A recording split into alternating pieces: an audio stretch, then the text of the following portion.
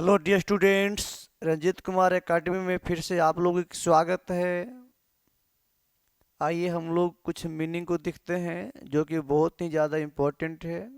और यदि आपको कहीं पे ज़रूरत है तो आप लोग कॉपी किताब निकाल कर रखें, पेन कॉपी निकाल कर रखें, और ज़रूरत हो तो आप लोग इसे लिख लें। चलिए स्टूडेंट्स, शुरुआत किया जाए।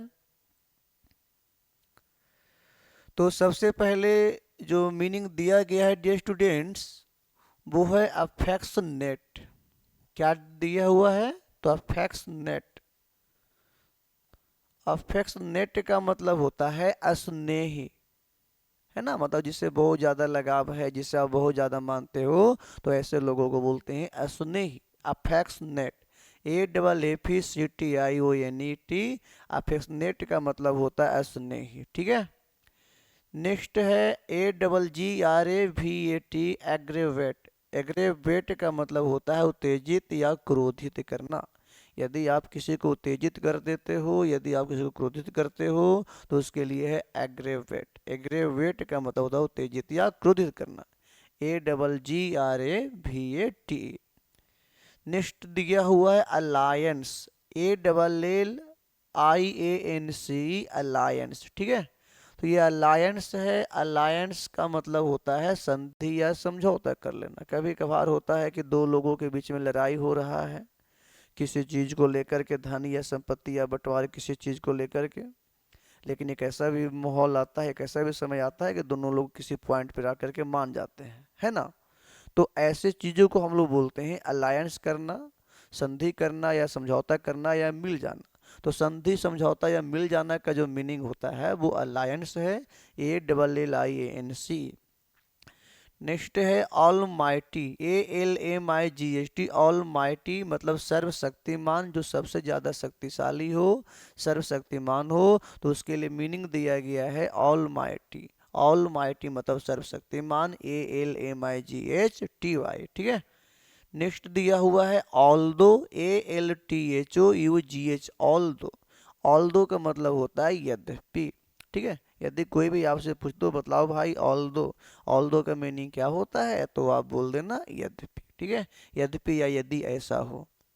नेक्स्ट दिया हुआ है ऑल्ट्रिस्टिक। ऑल्ट्रिस्टिक, ALTRUISTIC मतलब परोपकारी, है ना। मतलब जो उपकार करने का काम करता हो, मतलब जो लोगों का भलाई करने का काम करता हो, मदद करने का काम करते हो, तो ऐसे लोगों को हम बोलते हैं ना बहुत ज़्यादा उपकार करने वाला। तो इसी उपकार करने वाले को बोलेंगे परोपकारी, altruistic. ALTRUISTIC।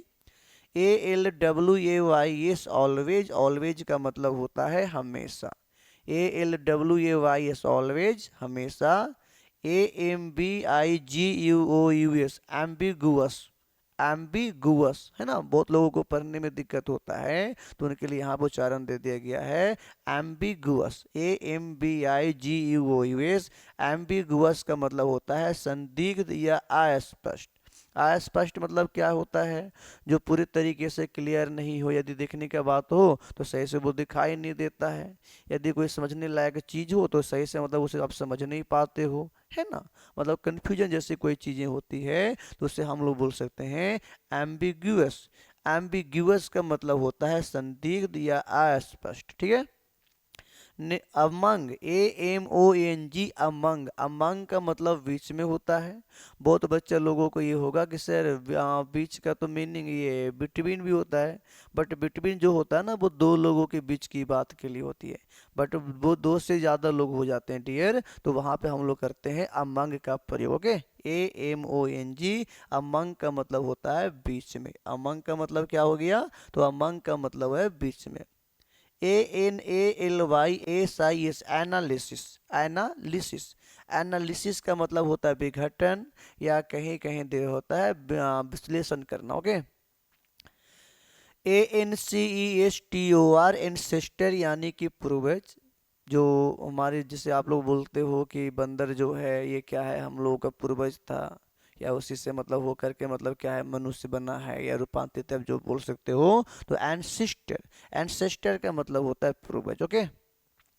Ancient, ANCIENT, ancient. Ancient का मतलब होता है प्राचीन, पुराना, वो बहुत ज़्यादा पुराना हो तो उसे आप बोलो एंशियंट, है ना। ANONYMOUS, anonymous. क्या है? एनोनिमस। ANONYMOUS, anonymous. एनोनिमस का मतलब होता है गुमनाम।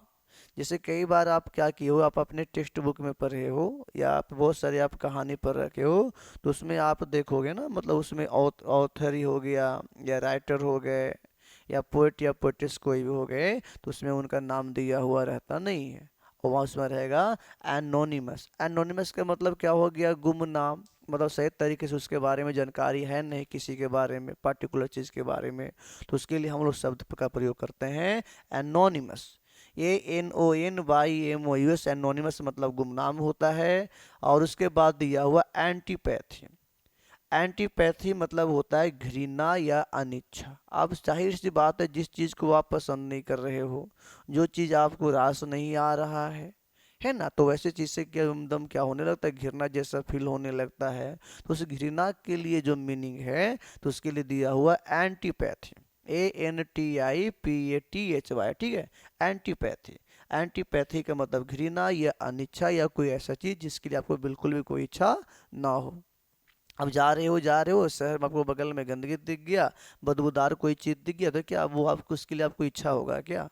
वो आपका मन मोह लेगा क्या? ऐसा बिल्कुल भी नहीं है। तो ऐसे चीज़ों से हमको क्या होता है, घृणा होने लगता है। और इसी सब चीज, तो इसी के लिए हम लोग क्या करते हैं, एंटीपैथी का हम लोग प्रयोग करते हैं। उसके बाद दिया हुआ एंग्जाइटी। एंग्जाइटी का मतलब होता है चिंता या व्यग्रता।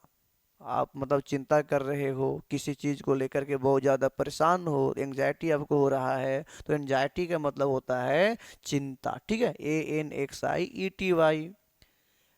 एनेक्सियस, ANXIOS, एंग्जस का मतलब होता है व्याकुल।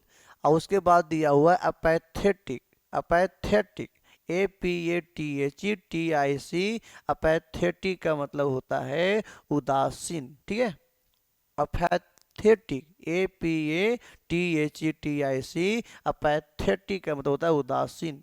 Apology, APOLOG, by apology. Apology का मतलब होता है क्षमा प्रार्थना, है ना। कई बार आप क्या होता है, गलती हो जाता है तो आप बोलते हो माफ़ कर दीजिए, या बहुत सारी चीज़ें, या आप उस चीज़ का रिग्रेट करते हो, तो उसमें या तो आप अपोलोजाइज करोगे, आप माफ़ीनामा मांगोगे, या फिर आप अपोलॉजी करोगे, क्षमा प्रार्थना करोगे, ठीक है।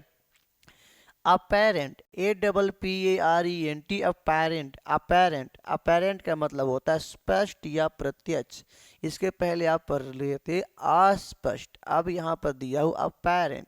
तो अपेरेंट मतलब होता है, अपेरेंट का मतलब होता है स्पष्ट या प्रत्यक्ष। उसके बाद है अपलॉज, जिससे आप लोग बहुत बोलते हो ना, अ बिग हैंड या big hand of applause like बोलते हो, तो अपलॉज, APPLAUSE। अपलॉज का मतलब होता है प्रशंसा या स्तुति।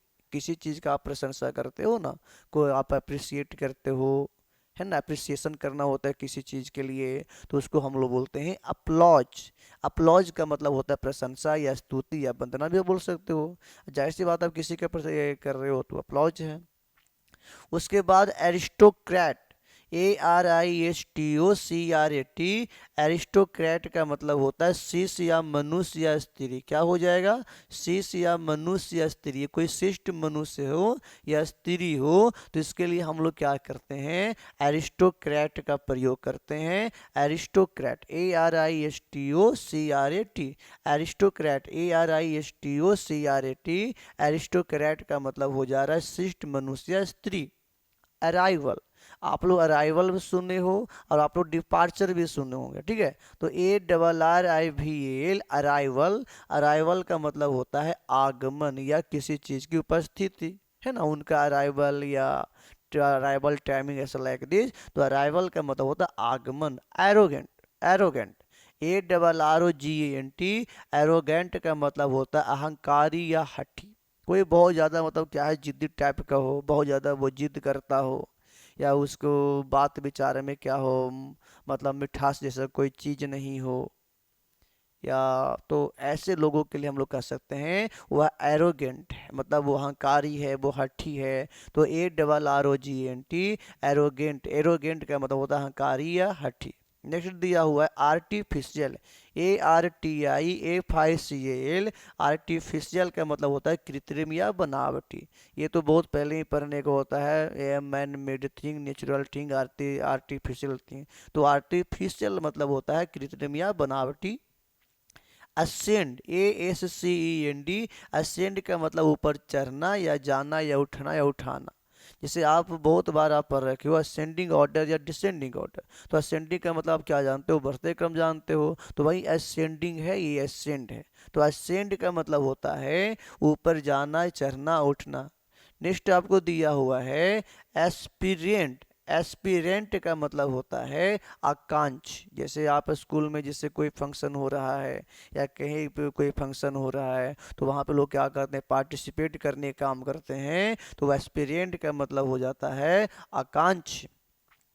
एसेसिन, ASSASSIN, सेशन का मतलब होता है घातक या हत्यारा। ऑडिबल, AUDIBLE, ऑडिबल का मतलब होता है श्रव। श्रव्य योग या मतलब जो सुनने योग हो या जिसे सुना जा सकता है, तो उसे आप लोग कहते हो ऑडिबल। ठीक है, तो ऑडिबल का मतलब होता है श्रव्य। नेक्स्ट आपको दिया हुआ है ऑकवर्ड, AWKWARD, ऑकवर्ड। ये बहुत बोलने में प्यारा सा ऑकवर्ड है ना, ऑकवर्ड। तो ऑकवर्ड का मतलब होता है भद्दा या कठिन या व्यर्थ। कोई चीज मतलब क्या है, क्लमसी टाइप का हो या बेतुका टाइप का चीज हो, चाहे वो माए बाय नेचर हो, चाहे वो बाय बनावट हो। तो ऐसे चीज़ों के लिए हम लोग क्या कर सकते हैं, तो ऐसे चीज़ के लिए हम लोग ऑकवर्ड का प्रयोग कर सकते हैं। और ऑकवर्ड का मतलब होता है भद्दा या कठिन या बनावट। Okay, thank you. जय हिंद, जय भारत।